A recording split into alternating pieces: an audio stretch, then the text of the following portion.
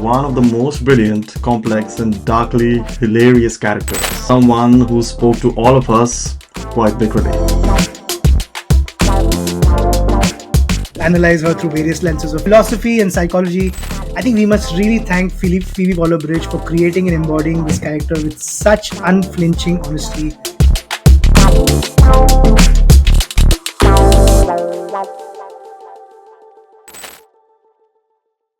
Hello folks, in case you've forgotten, we are The Real Philosophy, delving deep into the most entertaining yet mind-bending characters we have seen. Hi guys, hope you are all really doing well. Mohit, before we begin, I've been receiving some complaints and feedback that we're not even talking about each other and not even asking how we are doing. So let's do that. Okay, Vishal, let me oblige. Vishal, did you have a good week? It was alright, how about you? Could have been better. Okay, I think we're done. This is all I can do. That's good. Let's get back to the topic.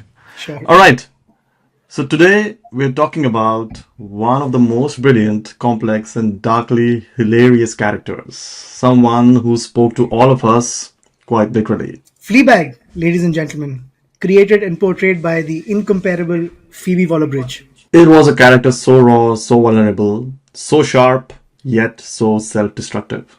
But before we go ahead and do what we think we do best, which is analyze her through various lenses of philosophy and psychology, I think we must really thank Phoebe Waller-Bridge for creating and embodying this character with such unflinching honesty. What a bold portrayal, man. Seriously. Indeed, I agree. And before we talk about it in more details, let's give a snapshot and a summary of what we'll be discussing today. So I think the most important theme that we'll be discussing today is existentialism and authenticity from Jean-Paul Sartre's lens. We will follow that up with a fascinating theory of gender performativity from Judith Butler. That's the first in our show. And follow that up with some gems of wisdom on trauma and recovery by Judith Herman. Nice. While we cover each of these, we will also go down the rabbit hole to discuss some of our favorite moments of the show, of course, as we always do. Yeah. Along with some commentary on the other truly messed up characters in the show, the hot priest played by the ever so elegant Andrew Scott, the sister, the godmother played by Olivia Colman. Great characters. But where do we really begin, right? The sexual misadventures, the grief, constant breaking of the fourth wall to let us in her secrets. Well, as Fleabag says, I'm not obsessed with sex, I just can't stop thinking about it. Yeah, that was classic. Always turning the inner turmoil into witty one-liners for us. This was something that, made the show really, really so good. We were the inner and invisible confidants for her. Yes, but we've got to start with what might be the most Fleabag moment of all. That you remember that confession scene with the priest in season 2? That moment when she finally opens up about her deepest guilt and shame. Yeah. I want someone to tell me what to wear every morning. I want someone to tell me what to eat, what to like, what to hate, what to rage about, what to listen to, what band to like. What to buy tickets for, what to joke about, what not to joke about. I want someone to tell me what to believe in, who to vote for, who to love, and, how to tell them. I want someone to tell me how to live my life, Father, because so far I've been getting it horribly wrong. Of course, she's crying here, but it's fine. All right. Yeah, and jokes apart, there is something that's to be said about that moment, right? It cuts right to the heart of what makes this show and this character so fascinating. Her constant struggle between cynical detachment and a desperate need for connection. I think that's a good point, Vishal. I think Fleabag begs a classic examination through the lens of existentialism, particularly Jean-Paul Sartre's ideas about authenticity and bad faith. Okay, so we're diving right into it, right? Yes, absolutely. But again, for our viewers and our listeners, what is existentialism really? It's a very, very meaty word, right? Yeah. But good that we should define it at the get-go. So the best way, Vishal, I think one could gauge what this rather heavy word means is through this line from Sartre which says, existence precedes essence. And I think that's a very beautiful way of putting it. It means that humans do not have predestined paths and that we shape ourselves through a set of actions that we take every day. Okay, makes sense. But how does and what does this have to do with authenticity? One can live an inauthentic life, right? And existence as well, all the while still knowing there is not any predestined path. No, You're absolutely right, but tell me one thing, Vishal. If we do not have a predestined path, if we Hmm. aren't meant to do something specific per se, then what is the incentive for one to be inauthentic? Think about it. If the Hmm. only course we need to chart is the one through our actions, but I mean, might as well show our true face to the world and go about it in a fashion that presents the least resistance to our inner self, right? And Yeah. if you recall both the seasons, right, Fleabag is someone who presents different versions of herself to different Yes. people, her family, her lovers, her customers in the cafe, and of course to us, the audience. She's all different to everyone. Yeah. And I think Sartre talks about this thing in his work on bad faith, a concept that we've touched upon in the past as well. The way humans deny their complete freedom and responsibility by playing roles or pretending to be something that they're not. Exactly, exactly. So see, Fleabag is constantly performing, Hmm. sometimes literally for the camera, but Yes. she's painfully aware of the performance. Unlike most people who engage in bad faith, well, she's the one. She actually knows that she's doing it. Yeah, and that's what makes the breaking of the fourth wall so philosophically interesting, right? Those asides to the cameras and moments of authenticity amidst all the performance. Yet even those moments are complicated. Like she's performing authenticity for us while hiding it from everyone else in Yeah. her life. It's actually very messed up, of course. Like it's the opposite of that Jim Carrey movie, if you recall, The Truman Show. It's a Oh my god, fascinating yeah. movie. It's an amazing movie where he doesn't know the world is watching him. But Yeah. in Fleabag, not only does she know that we are watching her, she's knowingly performing for us as well. Yeah. But you see there's a silver lining in all of this, right? Being self-aware would be the first step. This is what Sartre would say towards authentic existence, right? Now she knows she's not being authentic, which paradoxically makes her more authentic than most of us. Wow. And we see that first step blossom into the second and the third in the second season, right? Yeah. Which sees her charting her journey through a more authentic existence as she falls in love with the priest. She starts to drop some of those defense mechanisms, right?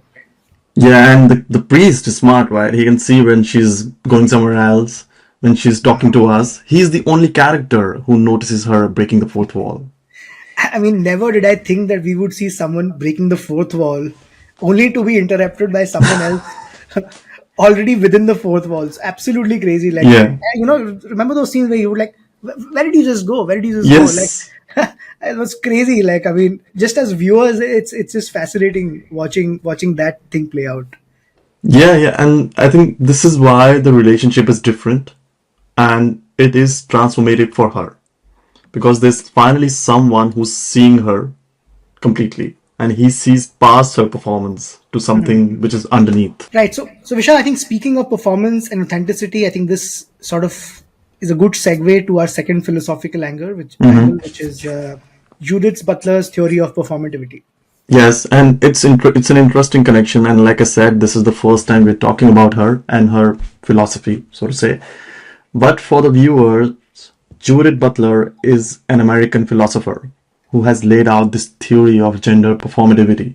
She argues that gender isn't something we are, but something that we do. A series of repeated performances that create the illusion of a stable gender identity. Very interesting. And Fleabag is constantly navigating and sometimes subverting traditional femininity, right? Like she performs Yes. hypersexuality while simultaneously mocking it. Oh my god, I remember that scene when she's masturbating to no other than Obama and giving a speech while her boyfriend is asleep next to her. No, I know that Obama is really good at speech making. He is fantastic, but come on, masturbating to Obama giving speeches? All right. And then she looks at us and with that knowing glance of hers, right? Yeah. That is Fleabag in a nutshell, like demonstrating female sexuality in ways that both confirm to and completely upend our expectations. Yeah, and going deeper, talking about her relationships, right? She has a very complex relationship with her sister Claire. And you talk about two different performances of femininity. Absolutely. I think Claire is in many ways Fleabag's foil, like tightly controlled, outwardly successful, seemingly put together. But she is also her source of strength, right? They Yeah. are the opposite ends of the spectrum. Claire clearly does not approve of Fleabag's ways, but a part of her wants her to be a little more carefree like Fleabag. And similarly, Fleabag, on the other hand, is completely incapable of the outer strength and poise that Claire shows. Yeah. The relationship is indeed rich and complex, like I said. And what I've read on Reddit and, on the media is that a lot of Fleabag fans, they love the show because of the portrayal of sisterhood. How sisters are hardly ever alike, how they are sometimes pitted against each other, but more often than not, will always have each other's backs when the chips are down. Correct. One could say that ultimately they're both just trying to navigate a world that constantly judges women's choices, right? Yeah, and Judith Butler would say that they're both trapped in performative gender roles, but in different ways. So Claire performs conventional success and control, right? While Fleabag performs rebellion and sexual freedom. Yet neither performance fully captures who they really are, and Yeah, I think both performances take a heavy toll on them as well. yeah. And the show refuses to judge either approach, right? It's not saying that one is better than the other. It just shows that there are constraints that women face without preaching anything. Yeah, and it shows how these constraints affect most relationships between women, like Fleabag and her godmother, played magnificently by Olivia Colman. Oh my god, the godmother. I'm not a cruel person. I'm just a very, very honest person. Coleman, man, like brilliant as always. Yeah. The range she has done, it's incredible. Crown at one end to Peep Show at the other. I mean, she's a freaking genius, really. What an actress. Crown deserves a show of its own. Like Yeah. it's and the characters like one after the other, everyone was so great. But again, I digress. So let's get back. Let's shift gears a bit and talk about another core theme in Fleabag: grief and trauma. Sure. I think this is where we can bring in some ideas from the trauma theory and psychoanalysis, particularly from the work of Judith Herman, who's a psychiatry professor at Harvard, and Okay. she's written extensively on trauma and recovery, right? And the book called Trauma and Recovery is considered a seminal work on complex post-traumatic stress disorders. Uh, I think it's supposed to be, an essential read for anyone entering the world of psychology or physiology. Okay, yeah. And if I remember correctly, for the show and for our character Fleabag, her journey is fundamentally shaped by two big major traumas: the death of her mother and the suicide of her best friend, Boo, for which she feels very responsible. Yes, and as Herman points out, I think like trauma disrupts our ability to form coherent narratives about our lives. It fragments our sense of self and time. She's disassociated, her self destructive behavior, and her inability to connect authentically with anyone. Yeah, even the show's structure reflects this fragmentation, like those sudden flashbacks to Boo, the breaking of the fourth wall. They're all manifestations of a psyche that can't integrate traumatic experience, basically. And remember, Herman argues that recovery from trauma requires reconnection, right? Rebuilding trust and intimacy with others around you. Which is I think exactly what we see happening gradually through the series, right? Especially in season 2 with the priest Yeah. and in her evolving relationship with her sister as well, Claire. And if you remember that scene in the final episode where Fleabag and Claire, they're at the bus stop after the wedding, and Claire says she's going to Finland to follow the love of her life. Yeah, and then Fleabag encourages her to go, right? Like the Yeah. only person I'd run through an airport for is you. And that's such a stark contrast between season 1 Yes. and season 2. Yeah. Yeah, and it's a beautiful moment of genuine connection between them. And perhaps the first time we see Fleabag put someone else's happiness above her own need for company, right? That's right. That's right. And that final scene with the priest where he tells her that love isn't something that lasts but passes. It'll pass. I love you. It'll pass. So powerful. And then that final glance at the camera where she shakes her head slightly, telling us not to follow her anymore. She's ready to live her life Yeah. without us as a crutch. Yeah. And that's sort of the culmination of her healing journey, right? She doesn't need us anymore. She's ready to be present in her own life without the constant commentary to us. Correct. I think, and it's the perfect example of what Herman describes as the final stage of trauma recovery, which is reconnection with ordinary life, Stirring the oatmeal. stirring the oatmeal, like you said. Yes. All right, let's move on to another fascinating character in the show. They were all fascinating, but we know who we're going to talk about now: the priest. We can't analyze Fleabag without discussing the religious themes in season 2. Absolutely, the priest or the hot priest, as Yeah. fans call him, introduces a whole new philosophical dimension to the show. And if you think about it, in many ways, he represents a completely different approach to life's big questions than Fleabag's secular cynicism, right? He believes in something greater than himself, unlike her. Yet he's deeply flawed too, right? Struggling Yeah. with his vows, his alcoholism, and his own past traumas. And then the relationship evolves and it becomes this fascinating dialogue between faith and doubt. So, on one side, we see the priest who has made the leap towards a world of opportunities and comes across as a fairly optimistic person, open to everyone around him without cynicism. While with Fleabag, we see someone who remains firmly in the realm of Yes. ironic detachment. Well, until she doesn't, right? The Yeah. confession scene, you recall, that's her own version of a leap of faith, opening herself up completely to another person. Man, isn't that the most moving scene of like It all is. It time? is. Yeah. Totally, yeah. Yeah. And what about the priest's ability to see when she's breaking the fourth wall, right? I found that so fascinating. We Yeah. discussed about it. He can see she's running for cover because Yeah. he can truly see her for what she is, right? Yeah. While she's escaping from herself by breaking the fourth wall, she cannot escape from him. And my God, this reminds me of our previous episode where we spoke about how Yeah. Tara is able to see who Ved truly is Yeah. in the movie Tamasha. Yeah, I think that it's about time, Mohit, that we create this real philosophy multiverse. Give Marvel a run for their money, where all these characters come together and pick each other's brains. Yeah. Okay, but we digress again. All good things must come to an end, and it's no accident that the priests and the Fleabag's relationship culminates at a bus stop outside a church, with him choosing God and her left to continue her journey alone.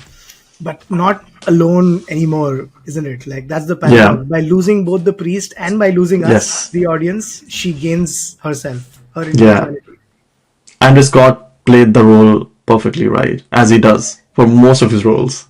The vulnerability, the conflict, the genuine spiritual depth, alongside very human desires. I think you know how to love better than any of us. That's why you find it all so painful. That's what he What a said. line, what a line, right? And this was such a complex and non-linear relationship between them, right? And it shows how love can be transformative, even when it doesn't last. Yeah, that's true. Well, before we wrap up, we have to talk about the fourth wall breaking Yeah. again. That's which is Fleabag's signature device, right? Yeah, and it's not just a clever storytelling technique, right? It's central to the show's philosophical exploration. We are her confidant when she feels she has no one else, right? Yeah, and that's why it's so powerful when she lets us go in the final episode. She doesn't need that external validation anymore. Yeah, yeah, yeah. All right, so I'm gonna talk about my favorite Fleabag moment now, Okay. and let's see what's yours then. Okay. So for me, it has to be the pencil haircut scene with Claire. I look like a pencil. No, no, no, you don't. You know that scene where she calms her sister down by saying it looks French, but then one expression from her to us, and we know it's dog shit. And what follows is the best monologue ever on here On when air. Fleabag confronts the barber for screwing up Claire's haircut. The barber, while he's defending himself, saying, "Hey, don't blame me for your bad choices of hairs and everything, la la la." And Fleabag, she retorts, right? Here is everything. We wish it wasn't, so we could think about something else occasionally, but it is. There's a difference between a good day and a bad day. We're meant to think. It's a symbol of power, a symbol of fertility. Some people are exploited for it. And it pays your fucking bills. So yes, here is everything. And we know Larry David and Costanza would agree. Here is indeed everything. Hair is indeed everything. Hair is like Costanza. Well, okay, moving to my favorite moment. It has to be that dinner table conversation in Okay. season two. That entire scene is amazing. Olivia Colman obviously is at her usual sarky best. She proclaims she's going to gift her soon-to-be husband, who is the father of the two daughters, right? A portrait Yeah. of the two girls, and then I think Claire inquires from her that why could she not just use the photos, right? And then she joyfully remarks in her own characteristic way that the lighting is never good enough. You guys are not very photogenic. Oh And my God. besides the only photos you two have together are when you were children. And then she points at Fleabag saying, "And you look like a boy." I Yeah. honestly thought that someone called in Ekta Kapoor's expertise while making this character of the stepmother.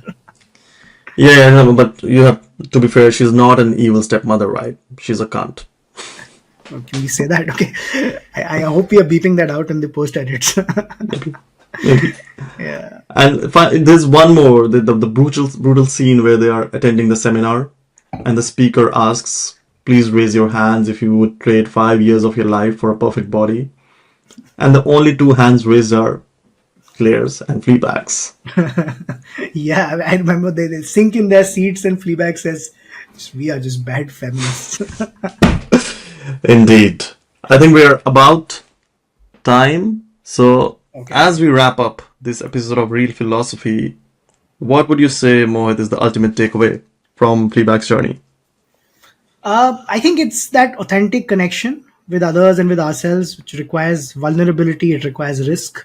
Fleabag spends most of the series hiding behind Yeah. performance and irony, but her growth comes from those moments when she lets the mask slip, right? Yeah. And I think perhaps most importantly, the healing isn't about erasing trauma or becoming perfect, right? It's about integration. And I think we talked about this even for the Bojack episode, that towards the end, it's not about fixing everything, it's just about living with it, integrating with it. And even in this one, by the end, Fleabag hasn't become a different person. She's just more fully herself. Oh, that's very powerful. Yeah, I mean, I think that's all for today, then, folks. Hope you enjoyed our deep dive into the philosophical world of Fleabag. Yeah, and until next time, keep breaking your own fourth walls, as we are. Cool, guys. See you on the next one. Bye bye. Ciao.